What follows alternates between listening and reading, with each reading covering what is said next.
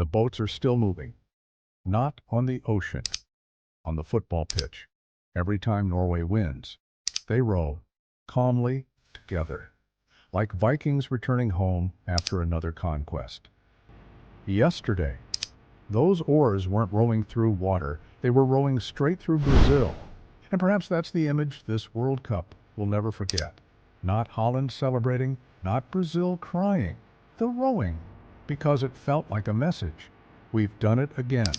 For years, football fans joked that Brazil's biggest rival wasn't Argentina, it was Norway.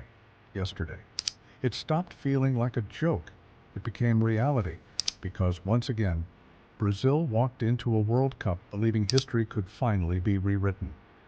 Once again, Norway walked away smiling, and standing in the middle of it all was a man who looked less like a footballer and more like the final boss of the tournament, Erling Haaland.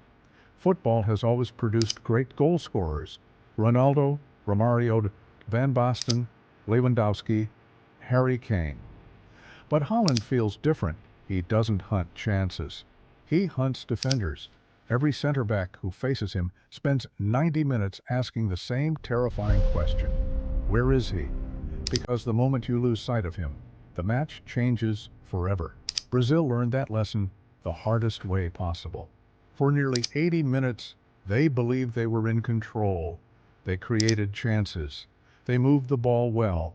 They even had the perfect opportunity to silence Norway early. A penalty, the kind of moment five-time world champions are expected to bury. Instead, it was saved. Suddenly, the game stayed alive. And keeping Haaland alive is the most dangerous mistake any team can make. That's what separates predators from ordinary strikers. Ordinary forwards need rhythm. Haaland needs one mistake, one cross, 1 second, one heartbeat. Then it happened. Minute 80. A cross floated into the penalty area. Gabriel jumped. Haaland jumped higher. One header. Silence. The giant had fallen behind. Most teams would have panicked. Brazil didn't. They pushed forward. More possession, more urgency, more desperation. And that's exactly what Haaland wanted.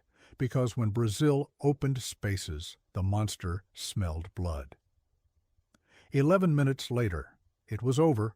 Another attack, another finish, another reminder that the most ruthless striker in world football doesn't forgive mistakes. 2 shots, 2 goals, one nation celebrating, another wondering how history had repeated itself again.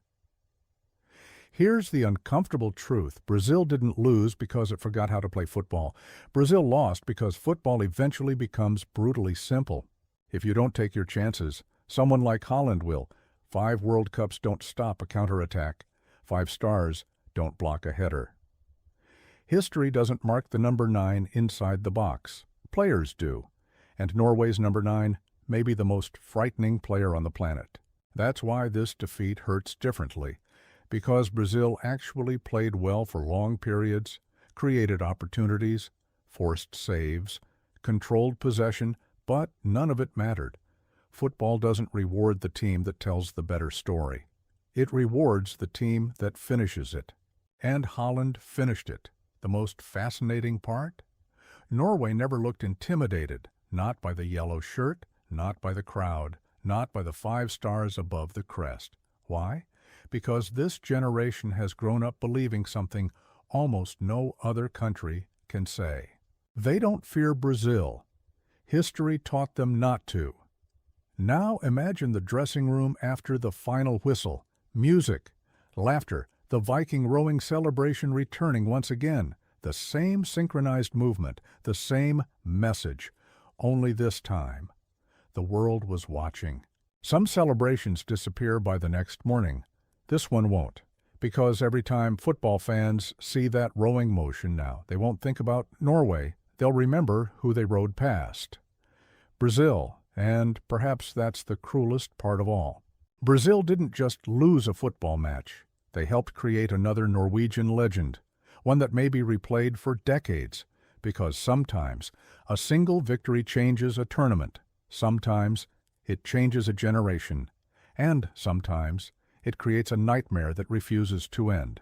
Yesterday, Brazil didn't just meet Erling Haaland. They met the one nightmare football history had been warning them about all along. Here's the most painful part. Brazil didn't arrive believing it would lose. It arrived believing history was finally about to change. For days, the conversation wasn't about whether Brazil could beat Norway. It was about finally ending the curse, breaking the streak, closing the chapter. Instead, football wrote another page no Brazilian wanted to read, because this wasn't just another defeat. It was confirmation. Confirmation that some opponents don't beat you because they're bigger. They beat you because they understand exactly how to make you uncomfortable. And Norway has mastered that art. But here's the detail almost nobody noticed. The final whistle didn't just end the match, it changed the psychology of the tournament. Every remaining team was watching. France, Spain, Portugal, Argentina, England, Colombia. They all saw the same thing. Brazil can be eliminated, not by magic, not by luck. By discipline, by patience, by ruthless efficiency, and above all, by Erling Haaland. Because Haaland wasn't simply the best player on the pitch, he became something much bigger. He became inevitable. For years, defenders have tried everything. Mark him tightly. Double-team him, cut off the crosses, push him deeper. Nothing seems to matter, because Haaland doesn't spend 90 minutes trying to dominate a game. He spends 89 minutes waiting for the 1 minute that matters. That's what separates elite strikers from football legends. Legends don't need many opportunities. They need one. Brazil gave him one. He took everything. Now think about this. How many teams actually looked better than Norway yesterday? Probably one. Brazil. How many teams go home because football isn't decided by who looks better? Far too many. That's the cruelty of the World Cup. Possession doesn't survive. Beautiful football doesn't survive. Reputation doesn't survive. Only results do. And Norway understands that better than almost anyone left in this tournament. They never tried to become Brazil. They never tried to entertain the world. They simply waited for the missed penalty, for the defensive mistake, for the cross, for Haaland. Sometimes greatness isn't loud. Sometimes greatness is patient, and patience defeated 5 stars. Then came the image that may define this entire World Cup.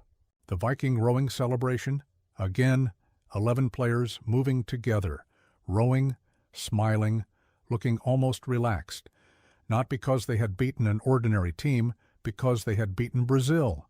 Again, at this point, it doesn't even feel like a celebration anymore. It feels like tradition, and that's what should worry every nation still dreaming of lifting the trophy.